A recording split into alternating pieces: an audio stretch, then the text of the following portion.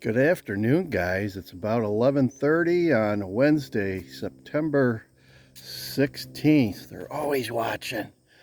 They're always watching, guys. Even when you think they're not, they're always watching. It's DJ Stocks, another DJ Stocks video. How are you doing? How are you doing?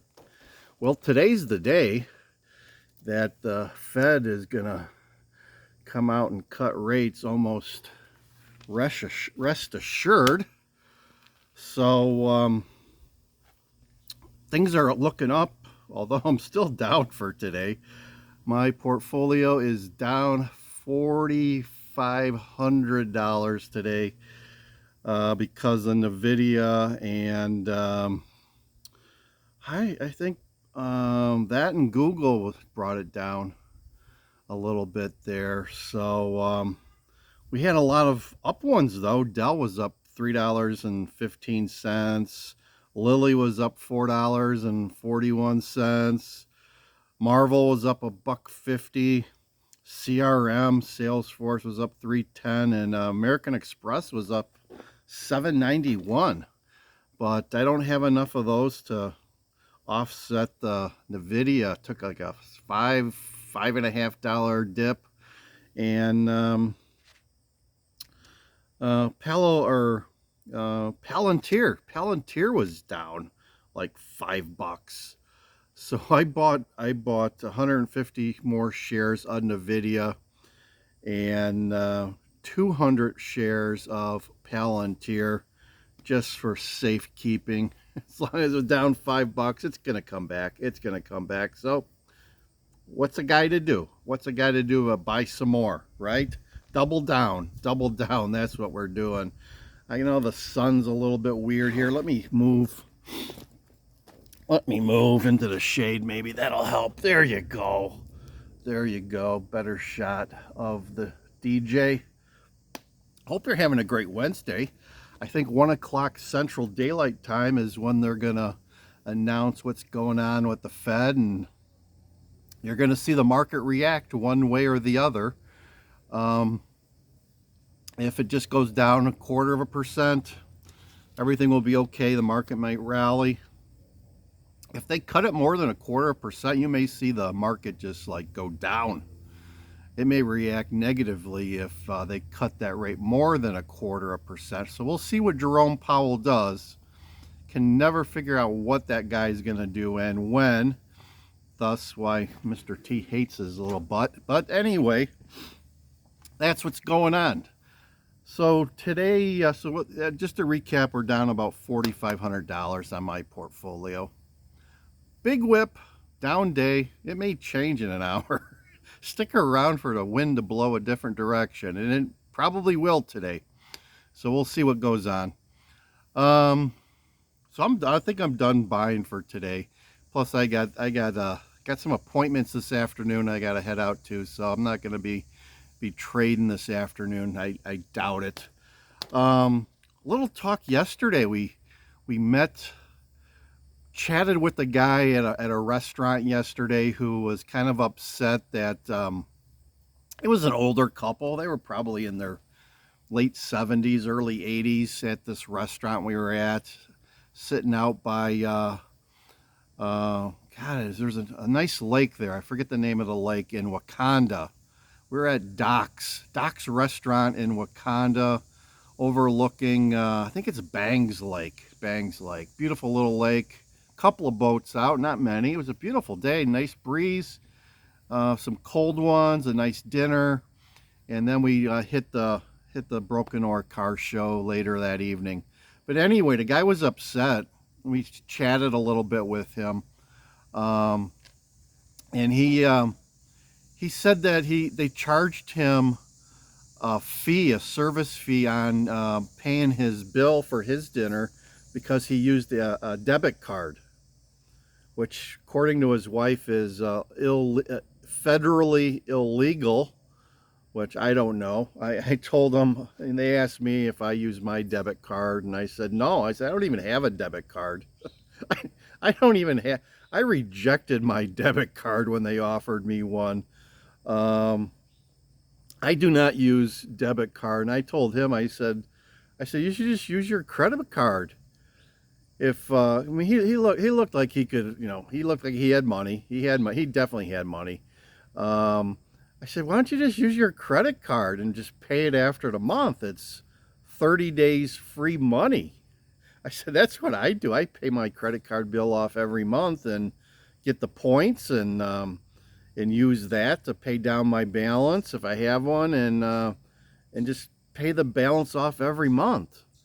It's like 30 days free money. Why use your credit card?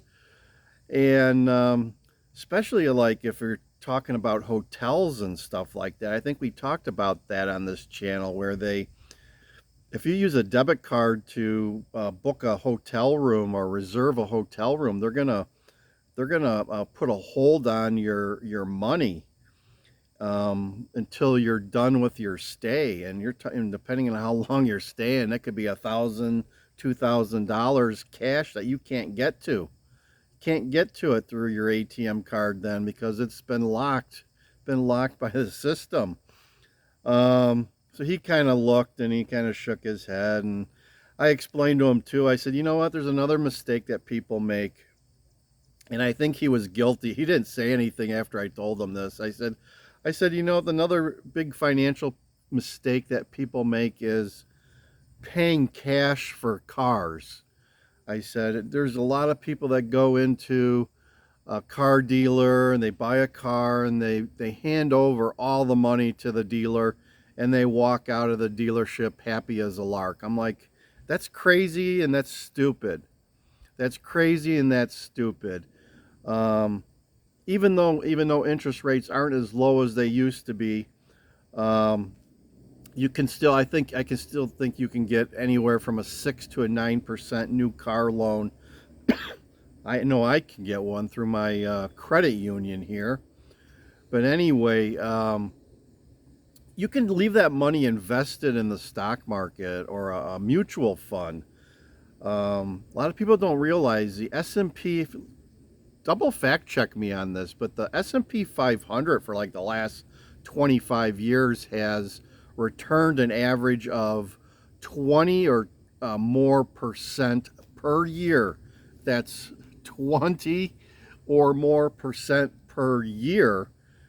Why wouldn't you just put the money in the S&P 500 for, safekeeping, and pull out money every year to pay your auto loan and allow your money to continue to earn interest? You can make money. You're no longer making money when you hand that money over to a car dealer. It's crazy. It's crazy stupid. Crazy stupid. I know people that continue to do this. It's their own choice, but just pointing out, you can make thousands of dollars by financing that depreciating asset. I mean, why not? Why not? I never pay cash for a car. Never have, never will. So, man, and back when interest rates were like 2%, it was a no-brainer.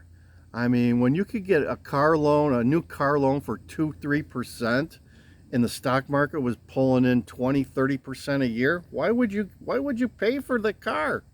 Why would you pay for that car? This is why people are broke. This is why people are broke. This is why people do stupid things. And check out yesterday's video where we talk about the return on gold and silver. Gold and silver last year last year and this year are through the roof. Through the roof. So why would you not own gold and silver? But as I told you yesterday, there's only 1% of the people have any precious metals. So if you want to be part of the prestigious 1% club, go out and get yourself some precious metals. Silver's up 44% this year. Gold is up 41%. How can you not be winning with that? Comment down below if you're like brain dead and just don't get it. But anyway, I hope this video makes its way through YouTube and gets some views, and people wake up and start to realize that they can make money in this environment. You just got to do smart stuff. You have to act smart in today's economy if you want to make money. Okay, that's why I'm doing this. That's why I'm day trading here with my 401k and trying to squeeze out some extra bucks. So we're doing pretty good this year. Doing pretty good. We lost like 1,800 bucks, 1,400 bucks yesterday.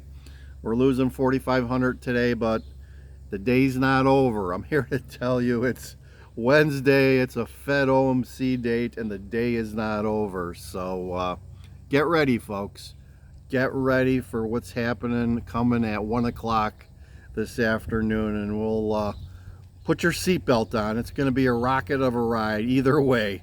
So that's all I got for today. It's DJ Stocks. Like, share, subscribe if you would. Help us out with a subscription. It's free. It's free. You can join and subscribe for nothing. Zero, nada, zilch.